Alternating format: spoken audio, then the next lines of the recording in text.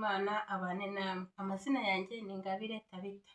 Nifuje ko twigana amagambo ari mu butumwa bwiza bwanditswe na Matayo, igice cya 24 umurongo wa mbere kugeza 44.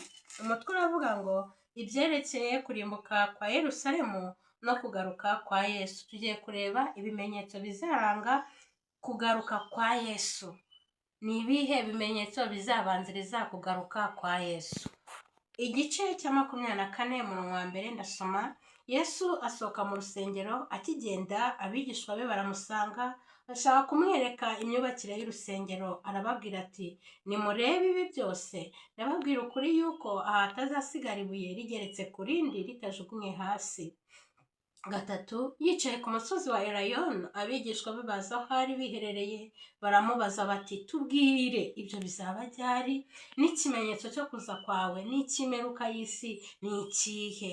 Yesu yari ari kwigisha mu rusengero. Agisohoka, abigishwa be bamwereka uburyo urusengero ari rwiza, uburyo Yerusalemu irimbishijwe, irabagirana, imeze neza, birata inyubako yabo. Yesu arababwira ngo ndababwira yuko nta buye rizasigara rigeretse ku rindi. Ubwo yari yicaye ku musozi wa Elayono, abigishwa be baza aho ari biherereye, baramwegera baramubaza, Yesu tubwire ibyo bizaba ryari, n'ikimenyetso cyo kuza kwawe ni ikihe, n'icy'imperuka y'isi ni ikihe? Umurongo wa 4, Yesu arabasubiza ati, mwirinde hatagira umuntu ubayobya, kuko benshi bazaza bita izina ryanjye bati ni njye Kristo, bazayobya benshi. Muzumva iby'intambara n'impuha z'intambara, mwirinde mudahagarika imitima, kuko bitazabura kubaho, ariko imperuka izaba itaraza. Ishyanga rizatera irindi shyanga, n'ubwami buzatera ubundi bwami, hazabaho inzara n'ibishyitsi hamwe na hamwe, ariko ibyo byose bizaba ari itangiriro ryo kugaruka. Mbese ibyo byose azaba ari nk'ibimenyetso byo kugaruka kwa Yesu. Yababwiye ko bagomba kwirinda, kuko benshi bazayobya abantu, baziyita Kristo. Abantu benshi b'ibinyoma baradutse ku isi yose ndetse no mu gihugu cyacu cy'u Rwanda. Abantu benshi biyita Kristo cyangwa se biyita abahanuzi b'Imana. Siko bose bari abahanuzi b'Imana, kuko ngo benshi bazaza bita izina Kristo, ariko ngo bazaba abashatse kuyobya benshi, ngo bazayobya benshi. Ariko ngo twirinde. Tuzirinda gute? Tuzabwirwa n'iki umuhanuzi w'ukuri n'uw'ibinyoma? Ijambo ry'Imana. Tugomba gusoma ijambo ry'Imana, rirabiduhishurira neza. Umuhanuzi w'ukuri n'umuhanuzi w'ibinyoma, niba atavuga ibihwanye n'iryo jambo, nta museke uzabatambikira. Bibiliya igomba kuba umuyobozi wabo. Niba bavuga ukuri, ese bahamanya na Bibiliya? Icyanditswe muri Bibiliya cyose baracyubahiriza. Ijambo ry'Imana icyo ritegetse baragikora. Umwuka w'Imana nagufasha kumva Bibiliya neza, azakufasha no kumenya neza umuhanuzi w'ukuri n'umuhanuzi w'ibinyoma. Ndakurarikira kugira ngo wimbike mu ijambo ry'Imana. Ndakurarikira kugira ngo ufate umwanya wawe ujye wiga ijambo ry'Imana, kuko mu ijambo ry'Imana niho tumenyera amayeri ya Satani, niho tumenyera ijambo ry'Imana, niho tumenyera Kristo, niho tumenyera Imana, kandi nibwo tumenyera kurobanura imyuka y'ukuri ndetse n'imyuka y'abadayimoni ndetse n'imyuka ya Satani. Imana itugire neza kandi dufashe.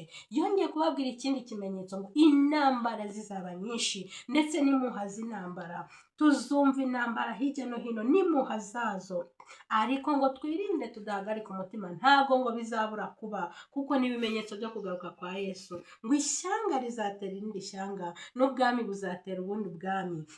Ibi murabyumva neza cyane. Intambara hirya no hino ziraca ibintu, ndetse no mu bihugu bikaze cyane. Mujya mwumva intambara zimaze igihe za Ukraine na Russia, mujya mwumva intambara z'ibihugu by'ibihanganye nka Amerika ndetse na Iran. Ibyo byose byarahanuwe, bigomba kubaho ko byarahanuwe. Ariko Bibiliya itubwira ngo ibyo byose ni ibimenyetso bibanziriza kugaruka kwa Yesu. Ngo twirinde tudahagarika imitima, kuko bitazabura kubaho, ariko ibyo byose ngo bizaba ari intangiriro yo kuramukwa. Umurongo wa 9, ubwo nibwo bazabagambanira ngo mubabazwe, ndetse bazabica. Muzangwa n'amahanga bahora izina ryanjye, nibwo benshi bazasubira inyuma, bazagambanira n'abangane, n'abahanuzi benshi b'ibinyoma bazaduka bayobye benshi. Maze kuko ubugome buzagwira, urukundo rwa benshi ruzakonja, ariko uwihangana akageza imperuka ukiranuka niwe uzakizwa, kandi ubu butumwa bwiza bw'ubwami buzigishwa mu isi yose ngo buhamya bwo guhamiriza amahanga yose nibwo imperuka izahera kwize. Hari ibindi bimenyetso Yesu yavuze: ubugome buzagwira, urukundo ruzakonja, abantu bazagambanirana. Ngira ngo murabyumva cyane, abantu benshi bari kugambanirana, ubujyajya burimo burakora kugira abantu bicwe hirya no hino, abatega abandi bakabica, umwana akica mama we, umwana akica ababyeyi, ndetse n'ababyeyi bakica abana, umugore agahagurukira umugabo we akamwica. Ubwo ni urukundo rwakonje, ni ubugome. Ibyo byose byarahanuwe, ibyo byose Yesu yarabivuze, ariko yavuze ikimenyetso cya nyuma ngo kandi ubu butumwa bwiza bw'ubwami buzigishwa mu isi yose ngo buhamya bwo guhamiriza amahanga yose nibwo imperuka izahera ko ize. Nibwo imperuka izahera ko ize. Ubutumwa ubwo buzaba bumaze gukwira ku isi yose, abantu bose bamaze kumva ijambo ry'Imana, nta rwitwazo bafite ngo ntitwamenye ukuri. Imperuka izahera ko ize, uwo gukira kire ndetse uwo kurimbuka arimbuke. Mwana w'umuntu we uri kumvira ijambo, ubutumwa burakugeraho uyu munsi. Numva ijwi ry'Imana niwinangira umutima, ntabwo ari njyewe uvuga, ni ijwi ry'Imana. Ubutumwa bwiza bugomba kwamamara hirya no hino, abatarawumenya bakabwumva, Yesu akagaruka. Kandi batubwiye yuko ubutumwa buzakwira, buri kugenda bukwira cyane, haba ku ikoranabuhanga, ku maradiyo, ku mateleviziyo, abantu bakitanga bakajya mu bihugu bya kure kuvuga ubutumwa. Ibyo byose ni ikimenyetso cya nyuma kirimo kirasoza, kandi ngo igihe bwose buzaba bumaze gukwira isi, imperuka izahera ko ize.